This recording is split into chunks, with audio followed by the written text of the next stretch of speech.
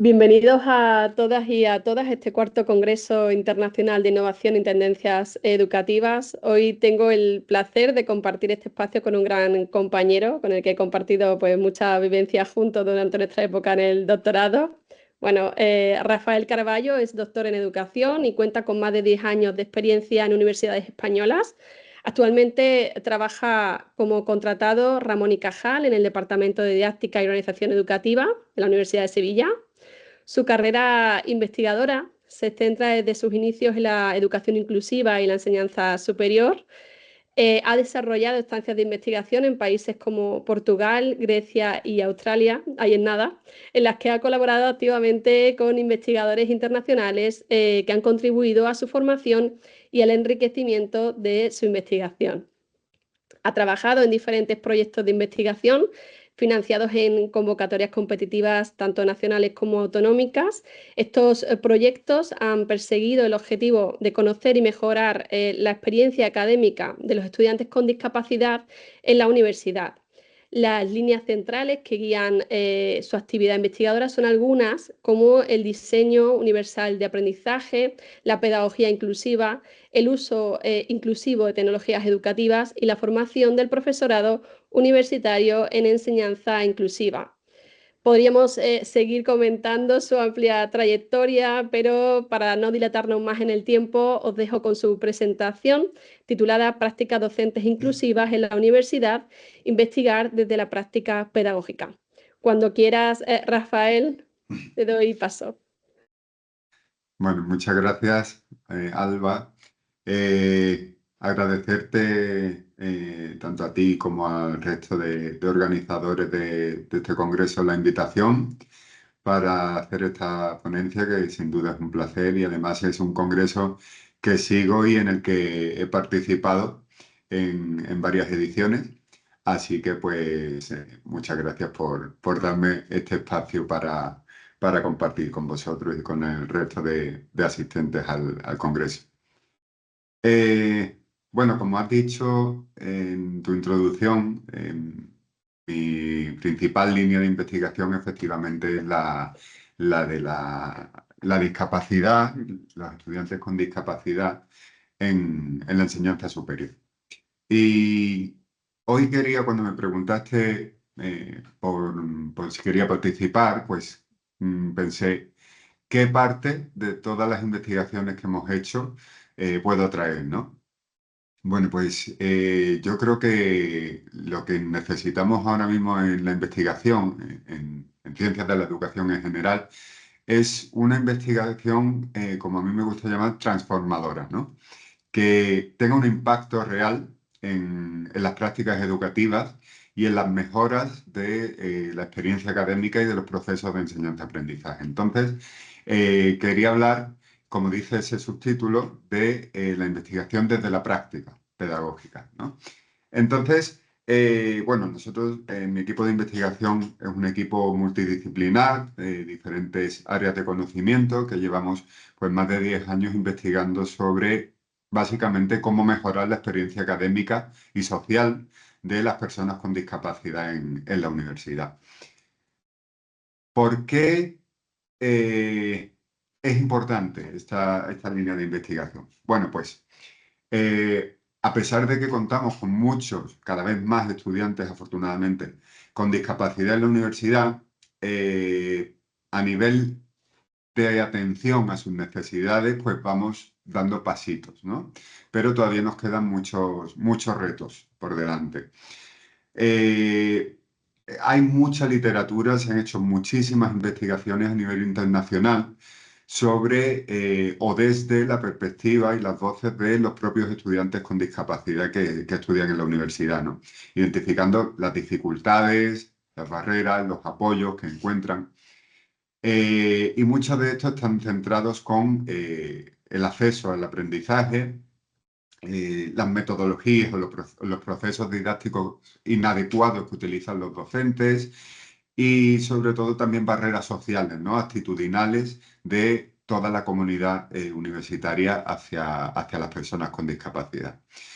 En toda esta literatura internacional se identifica una dificultad común y muy repetida, ¿no? Incluso los estudiantes hablan de que es la más difícil de superar o la que más barreras les ponen al aprendizaje, que es la figura del profesor universitario y su falta de formación para atender a sus necesidades educativas, ¿no? Entonces, una vez que analizamos las voces de los estudiantes, pues queríamos centrarnos también en qué tiene que decir el profesorado, ¿no? Y vemos que tanto estudiantes como profesores identifican unas características similares que dificultan su aprendizaje, ¿no? Y en relación al profesor, pues existe una serie de actitudes negativas en muchas ocasiones hacia la discapacidad, por desconocimiento también muchas veces. Mucha inseguridad cuando tienen un estudiante con discapacidad en clase, no saben qué hacer, no saben cómo responder a sus necesidades, incluso una falta de voluntad para llegar a hacerlo, ¿no?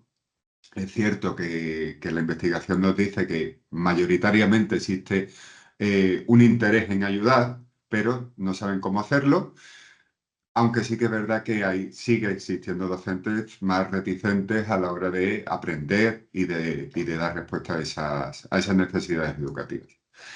Por supuesto, falta de información.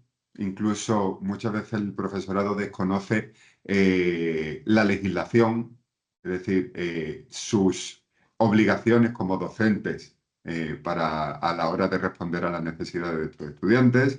Y por supuesto, la falta de formación pedagógica. Y aquí ya no hablo de atención a estudiantes con discapacidad, sino formación pedagógica de manera general, ¿no? Esa falta de formación docente que el sistema universitario en muchos países y por supuesto también en España, pues tiene a la hora de formar para la docencia, para la actividad docente al PDI.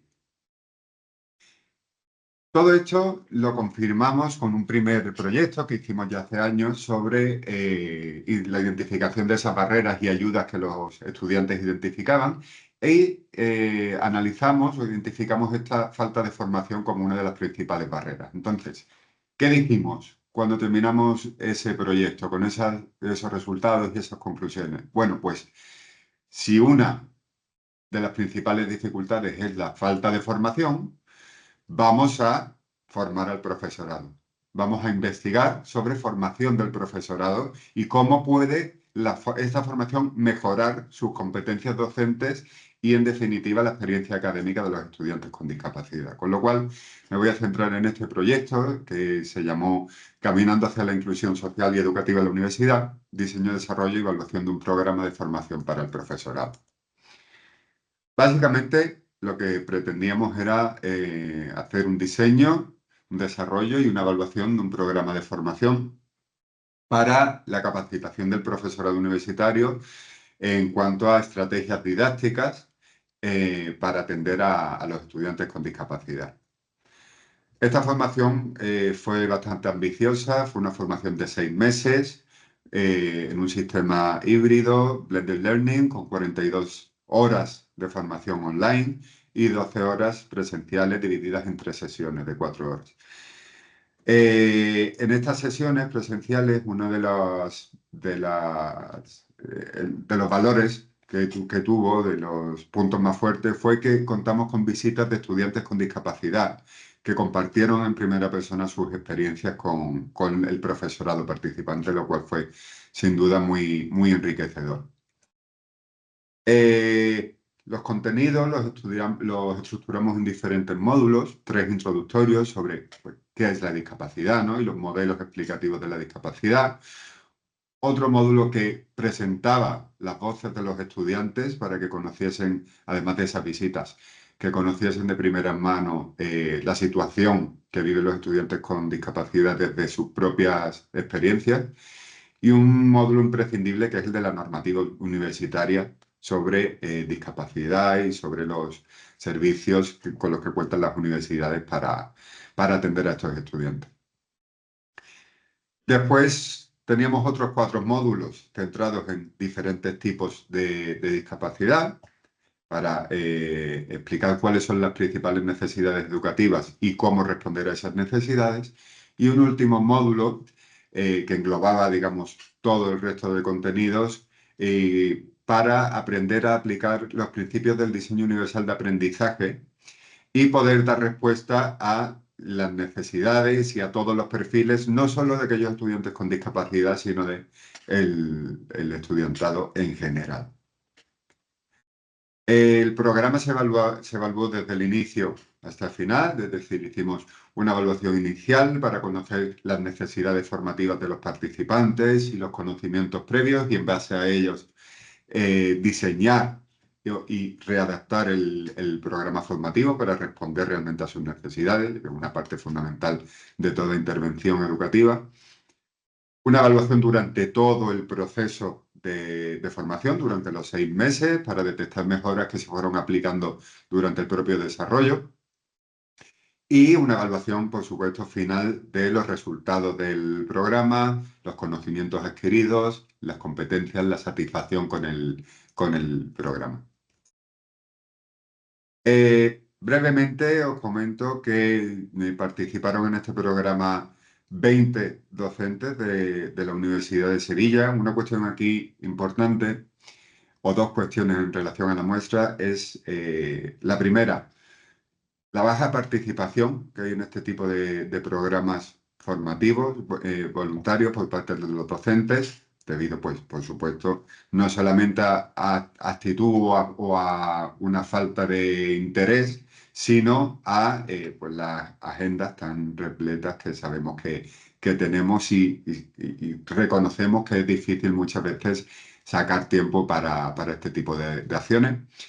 Y por otro lado, los campos de conocimiento. Si veis en la primera tabla, la mayor parte provenían de ciencias sociales, ya que en otros campos como ciencias de la salud, pues la participación en este tipo de proyectos o actividades es más baja, o incluso en las materias más relacionadas con STEM, ¿no? Que como veis no hay representación de ningún docente. La mayoría sí tenía experiencia con estudiantes con discapacidad previa, aunque había 5 que no tenían ningún tipo de experiencia.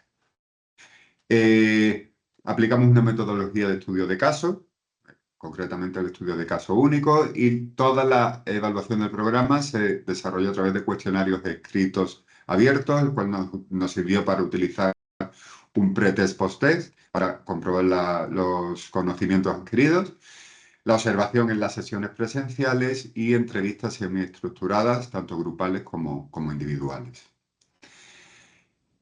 Una vez finalizamos el programa, quisimos ir más allá y hacer una segunda fase de evaluación, ¿no? Para evaluar la transferencia del conocimiento y el impacto que realmente esa formación tuvo en las aulas. Con lo cual, 3 meses después de la finalización del programa, decidimos entrar en las aulas de 2 de los docentes que habían recibido la formación para hacer una evaluación de su propia práctica docente, ¿no? ¿Cómo hicimos esto? Pues a través de diferentes procedimientos, ¿no? Con la evaluación de la propia práctica, el análisis de los proyectos docentes que diseñaron en base a los principios del diseño universal y recogiendo las opiniones de sus propios estudiantes. En esta segunda fase, como he dicho, seleccionamos a 2 docentes que por su nivel de implicación y su buena práctica los consideramos ideales para esta segunda fase. Una de las docentes era del grado en Pedagogía, de Ciencias de la Educación, y otro docente, las dos eran mujeres, del grado en Fisioterapia, de Ciencias de la Salud. Y contamos con la participación de 13 estudiantes en total. 5 estudiantes, perdón, del primer profesor de Pedagogía y 8 de Fisioterapia.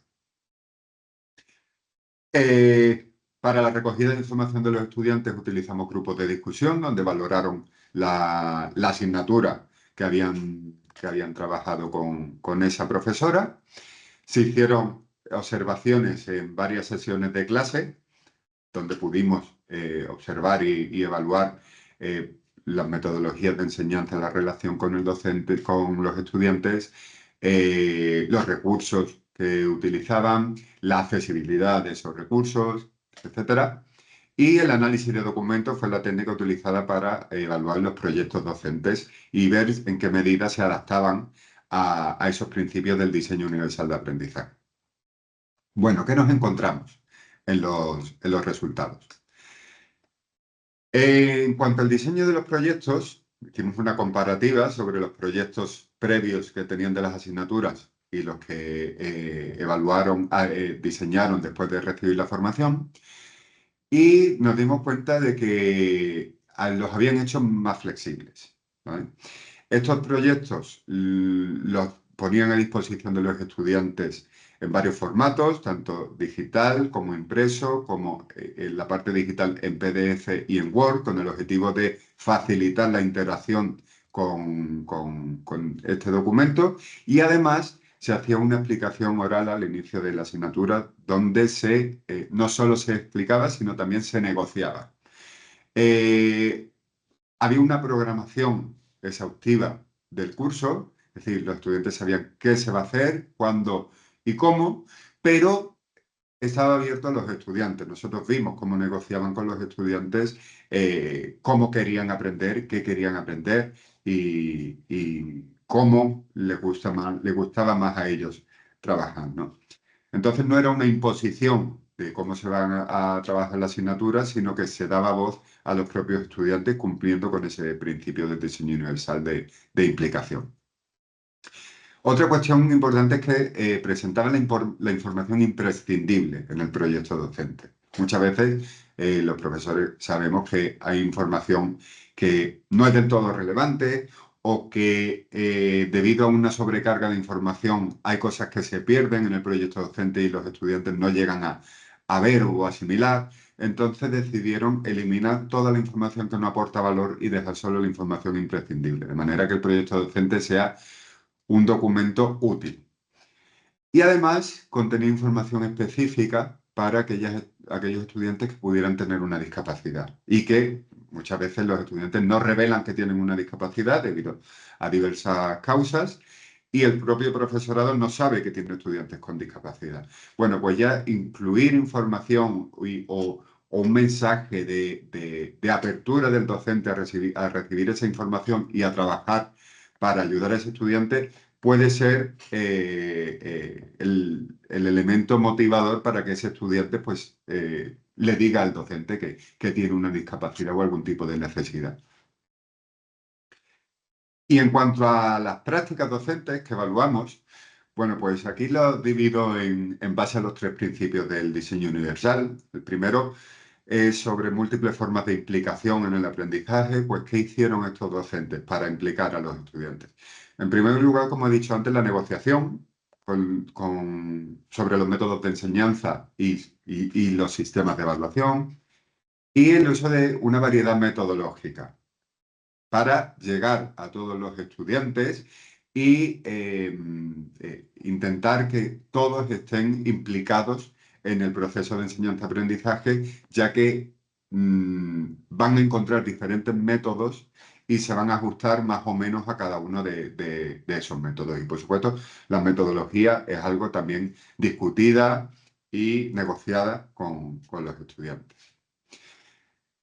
En cuanto a las múltiples formas de representación de la información, esto es algo que hicieron muy bien, ya que todos los contenidos que trabajaban los presentaban de maneras diferentes, ¿no?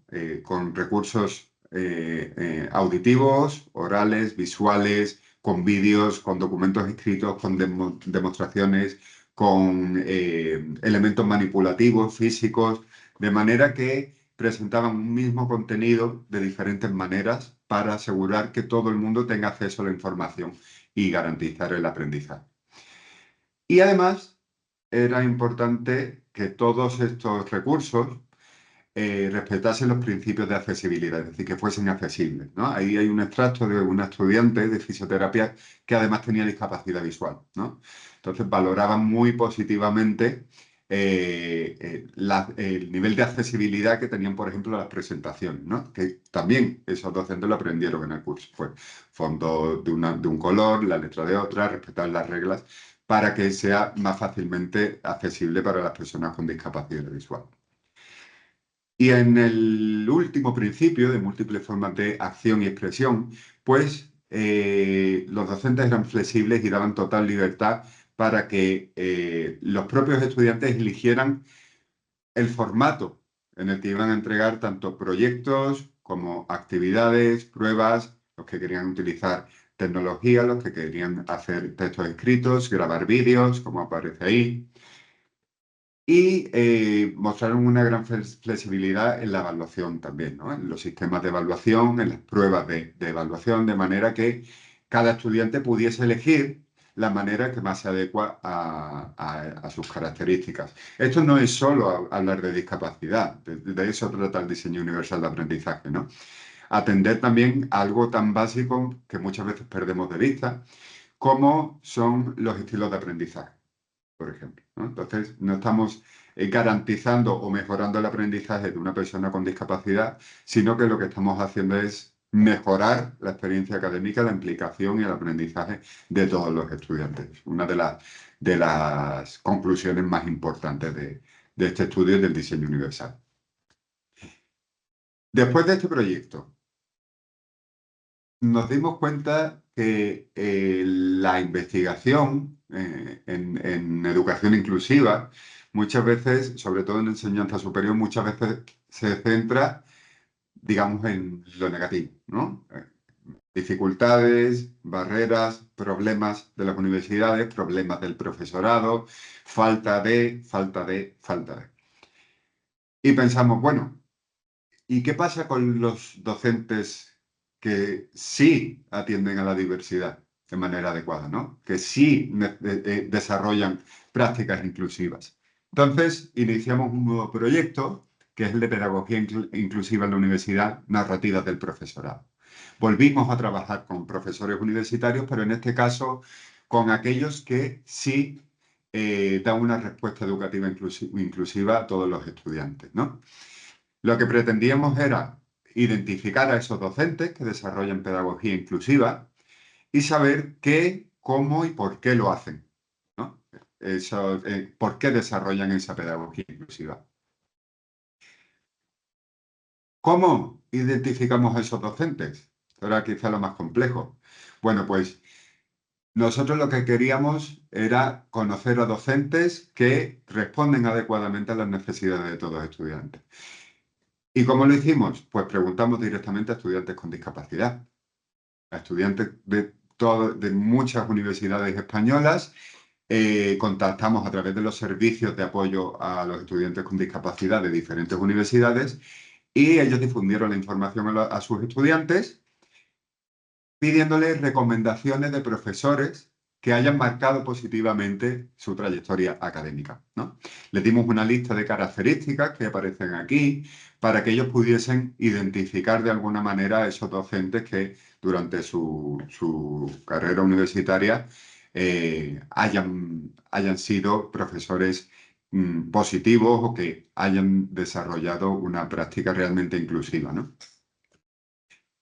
Finalmente, contamos nada más y nada menos con 119 profesores de 10 universidades públicas españolas y en este caso sí tuvimos representación de todas las áreas de conocimiento. Si veis aquí una vez más se repite la menor participación, la vemos en ingeniería y en ciencias de la salud. Sin embargo, en educación podéis ver que hay 40 docentes, ¿no? En el campo donde más participación había. Hicimos dos entrevistas, fue un estudio cualitativo en el que hicimos dos entrevistas individuales con los 119 docentes, os podéis imaginar el trabajo que supuso eso. Y abordamos cuatro elementos o cuatro áreas de la pedagogía inclusiva. Las creencias sobre la discapacidad y la educación inclusiva, los conocimientos que tienen sobre esto y por otro lado otra entrevista sobre los diseños y las acciones, cómo diseñan su enseñanza y qué acciones ponen en marcha. ¿Qué nos encontramos? Bueno, pues de entre todos los resultados que obtuvimos, yo recalco algunos como estos, ¿no? una cuestión importante es la organización previa de la asignatura en base a los discursos de estos docentes y compartir la información con todos los estudiantes desde el inicio. Es más, decían muchos que los propios contenidos, en lugar de ir entregándolos progresivamente, que los entregaban al principio. Esto es algo muy valorado positivamente por las personas con discapacidad, que necesitan muchas veces mucho tiempo para preparar una tarea, una clase y necesitan contar previamente con el material. También destacaban que el contacto, ese primer contacto con los estudiantes es un momento fundamental para esa negociación que vimos en el proyecto anterior. Vais a ver que coinciden muchas de las cosas con el diseño universal también, ¿no? Y, por supuesto, adaptar el programa a los intereses de los alumnos para fomentar esa implicación y esa motivación en el aprendizaje. También hablaban, por supuesto, de variedad metodológica como un elemento fundamental que corresponde con el principio 2 del diseño universal. El papel activo del estudiante, la lección magistral que usarla decían, pero lo justo, y que el estudiante tenga un papel activo tanto dentro como fuera del aula y en su propio proceso de aprendizaje. Y además dar oportunidad para trabajo en equipo y que aprendan unos de otros, ¿no? El aprendizaje en grupo. Otra de las ideas fundamentales desde su perspectiva a nivel pedagógico es la conexión de la asignatura con el mundo laboral. Es un elemento motivador fundamental para alguien que está estudiando una titulación profesionalizante, ¿no? Y otra cuestión que nos hacíamos, o que le hacíamos a esos profesores. ¿Hace diferencia para los estudiantes con y sin discapacidad? Porque han sido recomendados por estudiantes con discapacidad. ¿Qué hacías con ellos? ¿Hacías diferencias? Bueno, ellos hablaban de lo principal era preguntarles qué necesitan y ofrecerse dispuestos a ayudar y negociar con ellos mismos, porque muchas veces los profesores hablan de falta de conocimiento sobre discapacidad, pero quien mejor te puede decir lo que necesitas es el propio estudiante, ¿no? Y ellos se adaptaban a los estudiantes, ¿no? En lugar de esperar que los estudiantes se adapten a mi programación preestablecida, rígida, vamos a adaptar esa programación o esa planificación a los estudiantes. Pero no lo hacían solo con los estudiantes con discapacidad, como hemos visto, sino con todos, ¿no?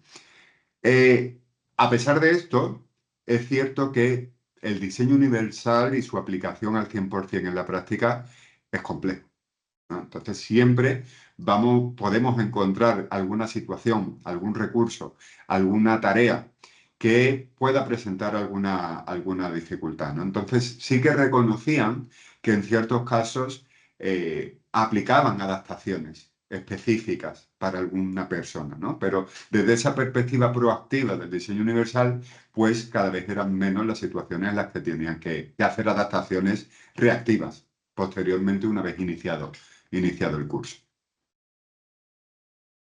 Para terminar, siempre digo, cuando doy formación sobre diseño universal de aprendizaje, porque realmente es algo que está actualmente en desarrollo, que la evidencia científica todavía es muy limitada, seguimos creando conocimiento, pero cuando me hablan de cuáles son las claves ya no solo para aplicar el diseño universal, que puede resultar más complejo de comprender, sino para desarrollar una pedagogía, una enseñanza inclusiva, yo diría que me centraría principalmente a nivel didáctico en tres ámbitos: la metodología, los recursos y la evaluación, y me centraría en que haya una variedad, un repertorio docente bastante amplio en el que cada estudiante pueda elegir entre diversas opciones entre diversas opciones que se adecuen a sus características.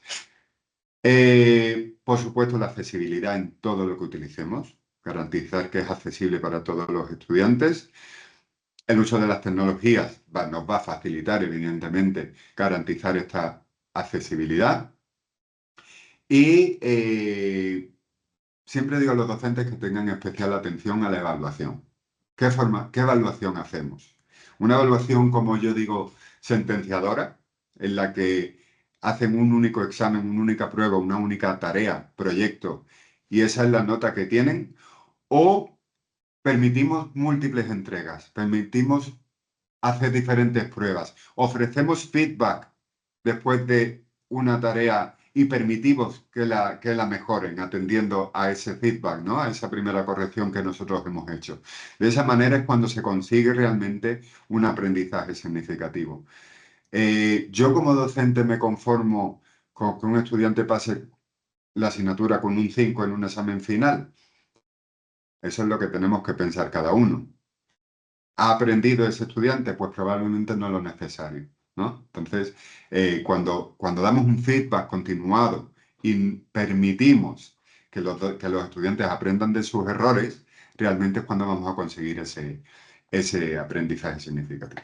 Y por último, algo que no indico en la presentación, pero sí que comento siempre, tanto desde la perspectiva de los docentes como de los estudiantes, hay un componente fundamental en todo proceso de enseñanza-aprendizaje, que es el componente emocional.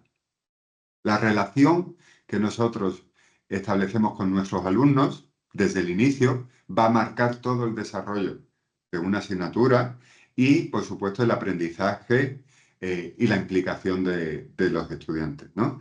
Siempre hablan los estudiantes de que prefieren a los profesores que tienen una relación cercana de igual a igual, en los que pueden confiar, los que muestran interés por su aprendizaje.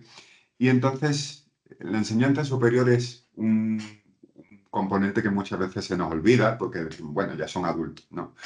Ya son adultos, pero en cualquier proceso de aprendizaje, la relación que tú tengas con ese docente va a marcar considerablemente todo el proceso. Nada más, no tengo mucho más tiempo, así que finalizo aquí. Muchísimas gracias, Alba, por la atención. Muchísimas gracias, Rafael. De verdad ha sido un placer escucharte. Sabes que compartimos muchos momentos juntos, pero es verdad que, bueno, es verdad que en la presentación yo creo que has dejado una buena muestra, ¿no? De todo lo que estáis realizando en bueno, en vuestras investigaciones, en la universidad también, en la propia práctica docente.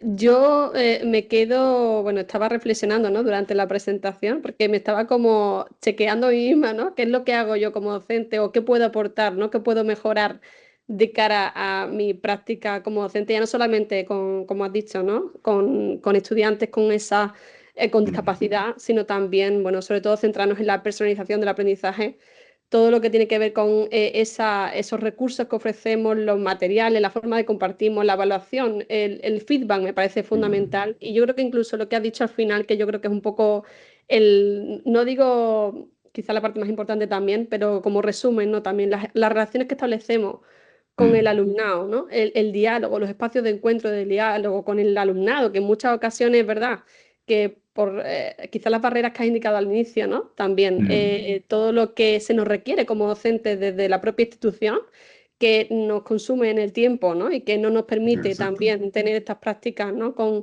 el alumnado. Bueno, yo creo que ha sido como un momento, como digo, un espacio para la reflexión, Mm, con lo cual, bueno, estoy enormemente agradecida y me quedaré, seguiré o continuaré, ¿no? Reflexionando en esto que nos has aportado. Sí es verdad que, bueno, para ir finalizando, vamos a lanzarte una pregunta por si nos puedes incluso, ¿no? Yo creo que has ofrecido bastante información, pero sí es verdad que lo que has comentado, ¿no? En cuanto a la formación docente, bueno, ¿cómo podríamos mejorar la formación del profesorado universitario en concreto? ujú. Vale, la principal dificultad siempre ha sido una dificultad estructural y de base, que es la de el sistema oficial, ¿no? De formación de profesorado universitario, que al final es la formación de nuevos doctores, ¿no? Eh, Existe una amplia formación en materia de investigación. El propio desarrollo de una tesis doctoral ya implica esa formación para convertirte en investigador, pero no existe esa formación como tal obligatoria en materia de enseñanza, ¿no? Para ser docentes. Somos personal docente investigador, nos preparan para ser investigadores, pero no para ser docentes, ¿no? En el caso de los que estamos en ciencias de la educación, pues tenemos esa ventaja, ¿no? Que investigamos sobre docencia y eso quiera que no, pues sobre todo en mi caso, que investigo en docencia universitaria, pues lo tengo fácil aplicando, ¿no? Pero no ocurre en el resto de casos. Un elemento positivo que ha incluido la última reforma de la ley de universidades es precisamente esa formación obligatoria, formación inicial para nuevos docentes, para profesores que consiguen una plaza de ayudante doctor, por ejemplo, pues que las universidades tienen que garantizar programas de formación obligatorios, ¿no? Entonces eso ya es un paso. Pero, ¿cómo van a hacer estos programas de formación las universidades? Son las propias universidades, las propias instituciones las que tienen que diseñar estos programas. ¿Cómo lo van a hacer? ¿De qué manera? ¿Qué contenidos van a hacer? ¿Qué duración van a tener esos programas?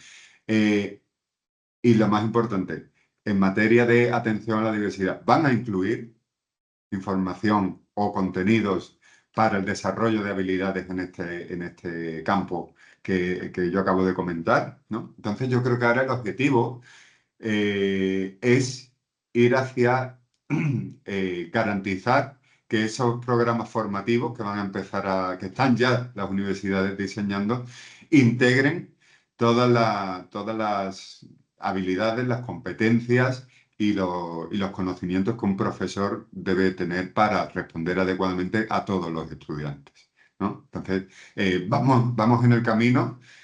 Todavía quedan muchos pasos que dar, pero afortunadamente sí, a nivel al menos legislativo de momento, se está prestando atención a esta formación docente.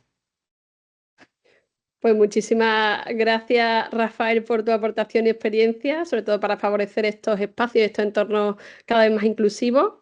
Bueno, sobre todo qué importante es escuchar las voces también, ¿no? De aquellas personas que forman parte de la comunidad educativa en el ámbito de la universidad, tanto estudiantes como docentes. Y bueno, yo estoy segura de que todas estas medidas específicas que nos has compartido hoy aquí las vamos a coger de buen agrado para tenerlas en cuenta de cara a nuestra práctica docente para la mejora de los procesos de enseñanza y aprendizaje con nuestros estudiantes. Así que, bueno, nada más. Muchísimas gracias, Rafael. Gracias a ti, Alba. Un placer. Hasta pronto.